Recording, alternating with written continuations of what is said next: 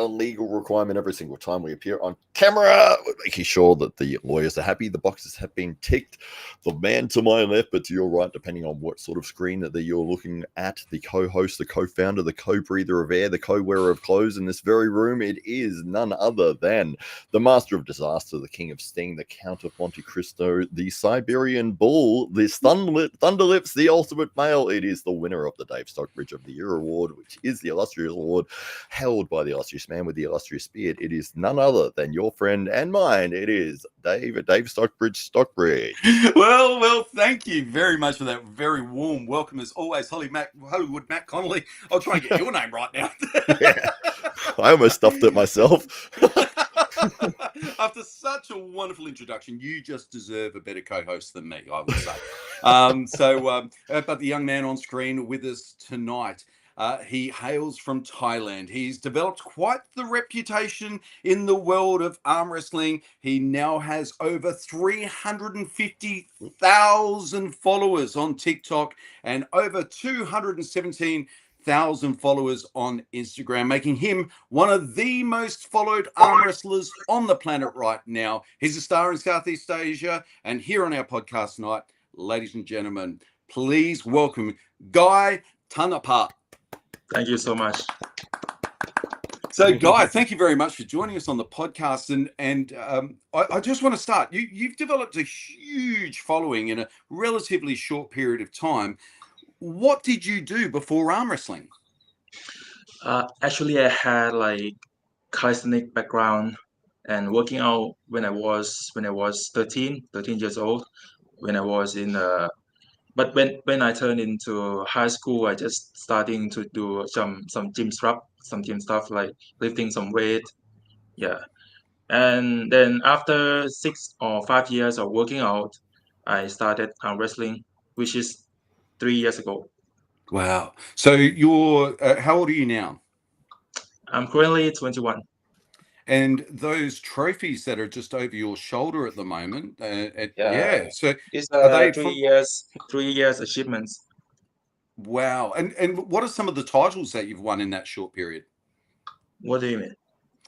What are the titles? What did you win those trophies for? This one, right? Yep. This one is Hangzhou from China in the 85 kilograms category, left hand. Wow. Fantastic. And mostly the competition I went are all in Asia and Southeast Asia, something like that. Never been to some Europe country before. Mm-hmm. And so tell us some of those countries. Where have you competed outside of Thailand? The first one is Vietnam. Vietnam I went 2 times, and Indonesia, Singapore, Malaysia, China, South Korea. Yeah. Wow. And is it possible now for an athlete to dream of having a professional career in arm wrestling in Southeast Asia? It's hard to say, but mostly we didn't make much of arm wrestling, like money, cash. Mm-hmm. Mostly just from getting famous and doing other stuff beside arm wrestling. I just using arm wrestling as the thing that make me a unique person. Yeah, because in Thailand, not many people is doing arm wrestling. Yeah. So it's interesting because arm wrestling is quite in most parts of the world quite an obscure sport. So what made you feel like that was a good sport to use as a platform to expose yourself to the world? Yeah, in terms of international scene is okay, but in the scene of my region, it's not that good, I think. Mm-hmm. And of the countries that you've visited, where do you feel has the strongest arm wrestling culture? I would say China and South Korea. Wow. Yeah. Those countries are all stronger than Southeast Asia. Wow, that's huge. Yeah. And what is the scene like in Thailand at the moment? What do you mean? What is it what's the arm wrestling culture in Thailand at the moment? For instance, are you part of a club? Actually, I'm independent, but I'm also trained with every single team in Thailand. In Thailand, maybe currently have around 500 people doing arm wrestling. Wow. Yeah, but Wow. it's very small group of people. It's more Yeah. than we've got in Australia. And do you feel like it's growing at the moment? It's growing. It's in the like in the peak of Thailand right now. Yeah, That's incredible. It Do seems to you, be because the case. in the past it's not that popular. It's just like it's not a sport. Yeah, but now it's a sport. Mm. Sorry, Matt, you were about to I was ask a going to question. say, so you've trained with a lot of the clubs that are in Thailand. Over Yep. the last 3 years, have you seen like a big growth in when you started to where it is at this point? Like what? As in more people that are getting involved in the sport, you're seeing more clubs come up, you're seeing more tournaments happening. We are trying to make more tournament happening in each year, but it's quite hard because uh, there's no government supporting yet. Mostly we just organize ourselves. Right. Yeah. Yeah. Yeah. Pretty similar to us in Australia, I'd say, in that regard. The government aren't really involved, and there's not that sports club infrastructure like it might be in more mainstream sports. And so it's really left up to people like Matt to form a club and to run that, and without any real financial Mm. assistance. And it sounds like it's the same there in Thailand. Yeah, correct. Financially is the problem for doing a lot of things about our wrestling in Thailand. So, are you the number one guy in your weight class in Thailand right now? Yeah, I'm number one in my weight class and in open class as well. Wow. Wow. So both, and so who's your number two? Is he close? Yeah, he's very close to me, maybe 5 to 10% difference in terms of power. Hmm. Uh, yeah, I also post him on my Instagram, but he's down below. He's a very tall guy, a very big guy. He has a Ah, structure advantage over me, but yeah, I just beat him. Wow. Fantastic. It's amazing. Is it? It's one of these videos here, is it, on your Instagram? Yeah, a little bit down there. That's probably a fair. You post a lot of stuff here. I do like the stuff you've got Yeah, where you're competing with just random people, yeah. and they're just coming up and having a go. I think that's always a positive. I think in terms of like growing, we can say growing now in Thailand because let's say 2 or 3 years before is nothing. And wrestling is nothing in Thailand. Right. But yeah, now you've got 500 people that are getting involved in the sport. That's absolutely Yeah. amazing. And yeah, you're Thanks. doing these a lot of promotion for the sport, and obviously your social media is really up there with the amount of people that you've got that are following you. You can see, we're looking at your Instagram here, the quality of all the stuff that you're putting up there. You're meeting a lot of people. It looks like you're constantly going out in public and spreading the word of arm wrestling. Yeah, because I think no one have done it before in arm wrestling in Thailand, so I should do it. I should take it. Yeah, have good on you you. have you always been big on social media, or is it really getting into arm wrestling and that's what's really led to this explosion of content creation? Content creation. When my content related to arm wrestling, I think it's interesting. I use it for to gain followers, to gain audiences in my channel. Without arm wrestling, I would not be able to growing so fast like this. Wow, that's interesting because you're a very gifted young athlete. It appears to me you could have done any number of sports in order to give yourself a Yeah, this guy, platform. this guy.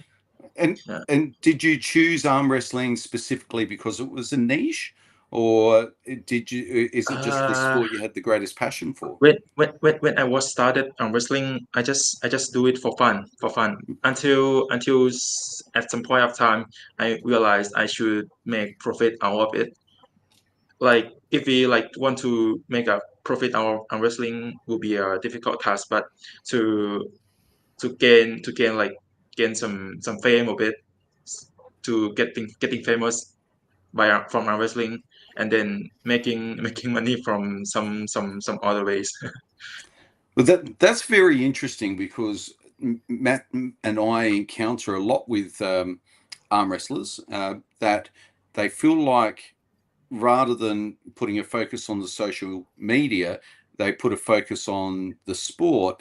And then when they want to create opportunities for themselves, it Mm. becomes hard because they don't have a profile and they're not recognizable and they don't have a following. So they might be really good arm wrestlers, but because their following isn't great, they're not very attractive for promoters because a Yeah. promoter wants an audience and if you an athlete like yourself uh, can almost guarantee a promoter a big audience. So it's very interesting that you've come about that whole process correctly as far as we're concerned.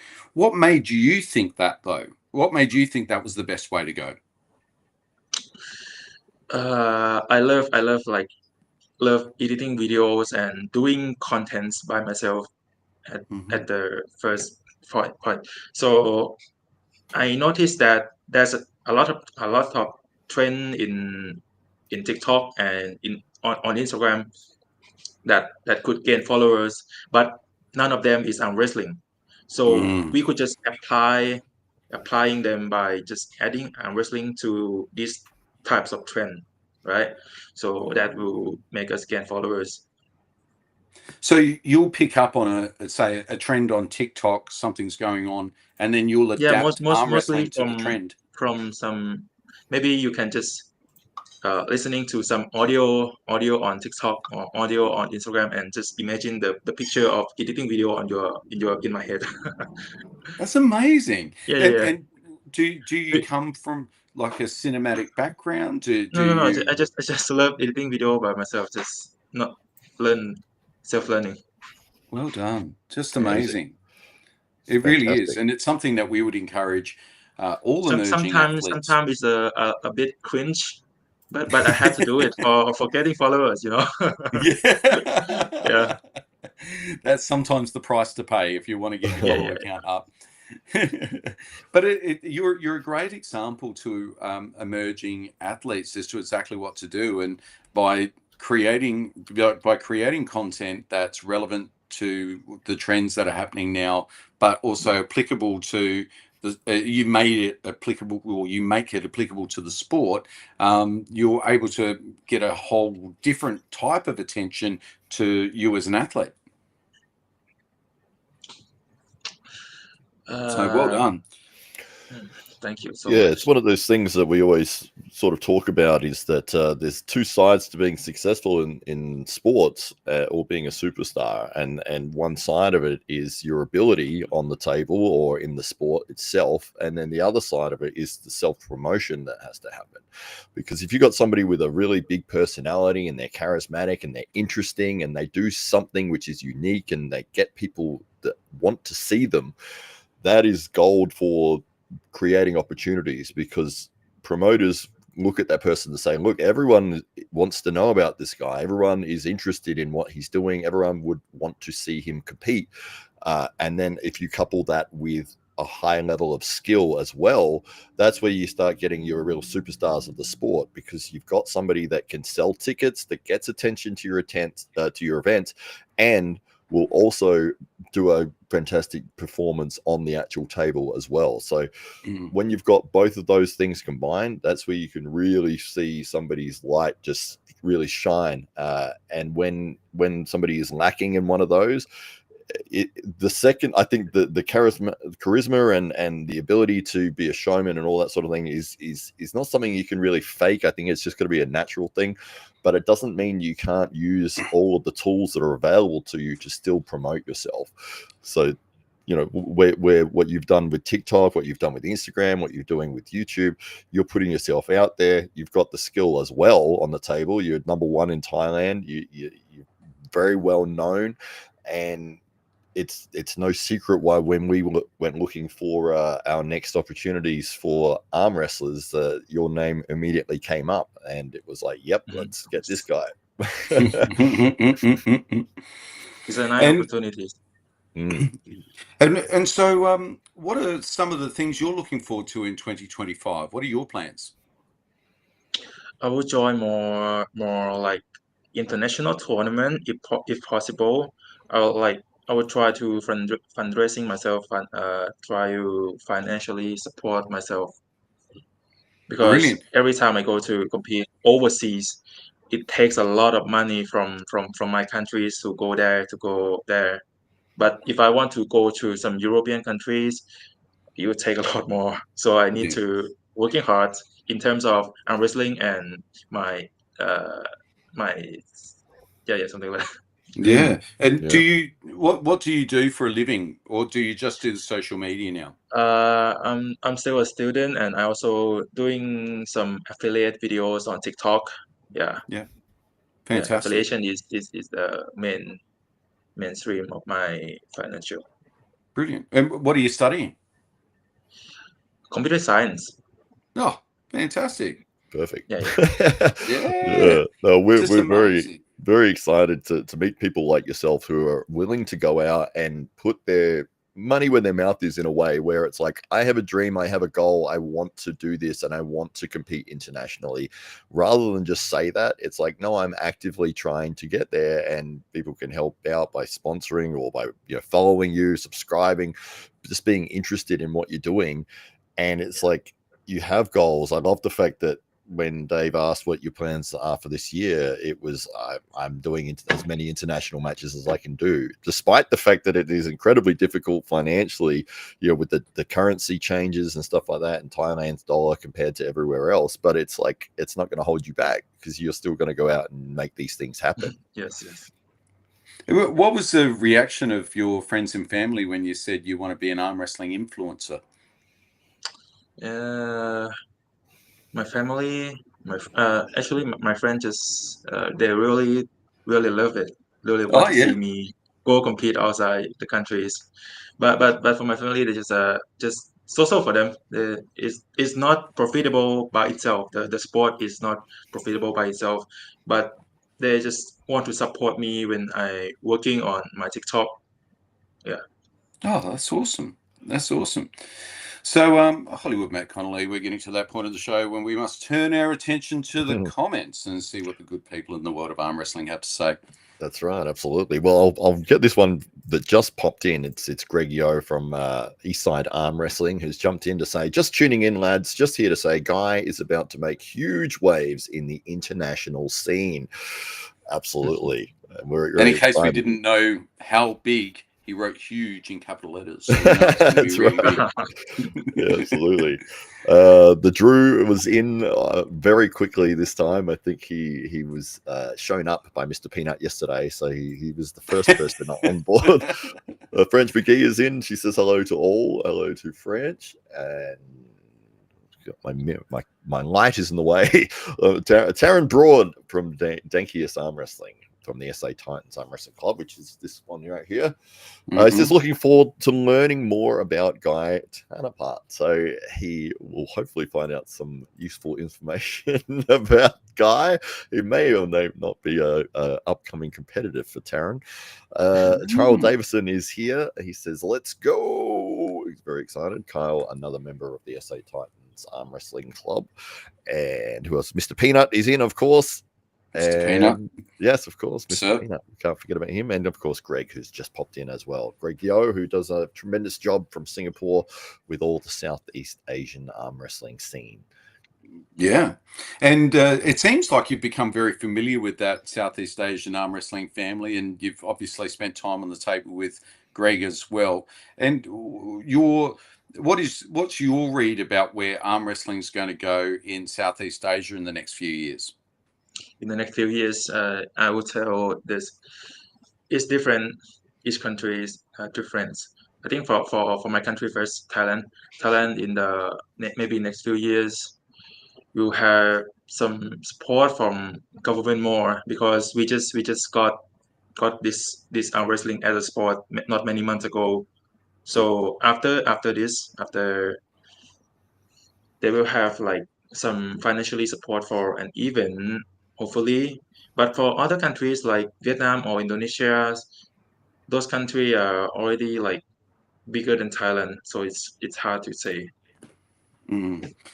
Greg did mention on our podcast that one of the reasons he feels that he's become so influential and become I guess a connecting figure in the world of arm wrestling in Southeast Asia has been because he can speak English well, and he also noted that that was one of the reasons he felt that you were a real superstar into the future, because you've got this opportunity to cross that cultural divide between Asia and the English speaking world, where in the West there's, that's a great opportunity to monetize and to continue to develop your profile. Do you also feel the same, that your English speaking skills are what really sets you apart from almost all the other arm wrestlers that might be emerging in the region at the moment? For English speaking skill, I think it's very important skills for this sport, to be honest, because Yeah. mostly young wrestlers are all, like, if we count it by percentage, they are all in Europeans or in the speaking English countries. In Asia, if we want to get the scene in our wrestling, we need to have this skill. Like maybe some writing skill or reading is okay, but speaking will get us closer. Mm. And how did you learn English? Is it something that's taught to you in school? No, I just self-learning again. Wow. Really? Yeah, actually, my first international tournament is in Vietnam. I went there. My English is not that good, but when I met many people, some guys from Russia, Singapore, and some any other countries, is keep getting better a little bit, improving a little bit. Incredible. Do you have any English speakers in your social circle? No. They're all speaking Thai. Wow. Incredible, because Yeah, you don't even have a really strong accent. yeah, Mm. yeah. You sound you've got a very very smooth accent. It's quite remarkable that you don't have people around you speaking English all the time. It's Yeah. amazing, actually. Very impressive. We have Thank you, people thank that you were so raised much. in Australia that have stronger accents than you. Yes, I understand. I understand Guy a lot better than some of the people that I'm talking to earlier At the today. supermarket. Yeah. That's right. So And, you sound like a very self-driven person, that when you see something that you want to achieve, you go out and make it happen. and where do you get that side of yourself? Okay, what? Where do you get that from? That ambition and desire to achieve? Uh, just I want just want to get rich. I think need to have a lot of skill in combine to get to that point. Yeah, I love it it. helps support each other. Yeah. And so in your mind, like, so basically being able to provide for yourself, provide for your family, have a good lifestyle. What I find truly remarkable is that you felt that arm wrestling can be that vehicle that helps you achieve all of that. Mm, to use arm wrestling in that way, it's really unique way. Yeah, like, not let's say we have 100 people, only one or two can do it. To be Mm. honest, because it's it, to be honest, for me myself, I still don't know how did I get from there to here. I just keep doing it, and improving it day by day, and then Incredible. eventually I got here. And Greg just dropped a comment in saying that you are known within the Southeast Asian arm wrestling community as the Mountain God. Mountain God. Yeah, yeah. The Godfather of Singapore gave me this title. Well, we're still waiting for Greg to give us a title, so I'm sure he's working on something. So, Because my territory in my homeland, in my hometown, is mostly mountain, so they call me Mountain God. Oh, amazing. Well, why not then? That sounds perfectly fine. Yeah. Well, you've got a lot going on, and it sounds like there's a lot planned for 2025. Can I ask you, if you weren't doing arm wrestling, and what do you think? What other sport would you be doing instead? Other sport, Yeah, like if you weren't going to be an arm wrestler, what other sport would you have done, do you think? maybe bodybuilding, but I want to be in the sport because it takes a lot of effort, maybe more than arm wrestling. Mm, yeah. Yeah, yeah, and many stuff. I think arm wrestling is this sport of time. It takes a lot of time to get better and better, and just a lot of discipline. If I'm not doing arm wrestling, maybe I'm not doing any sport, any other sport. I just working with the affiliation or selling other stuff. Yep. Well, it's been great talking to you. It's been fantastic to get some insights into the world of arm wrestling in Thailand, and to see the impact that you're having on the Southeast Asian scene. And I think you're having such a big impact because you people can see in you a fantastic example of how to create a big profile, a huge following, and then to convert that into real world opportunities that can take you all around the world. So Yeah. it's just amazing. And Yeah, so thank you. yeah, I want to congratulate you on that, and for the wonderful work that you're doing to raise the profile of the sport in your own country, in the region, and we can't wait to see what happens for you in 2025 and beyond. Yeah, thank you. Yeah, looking forward to.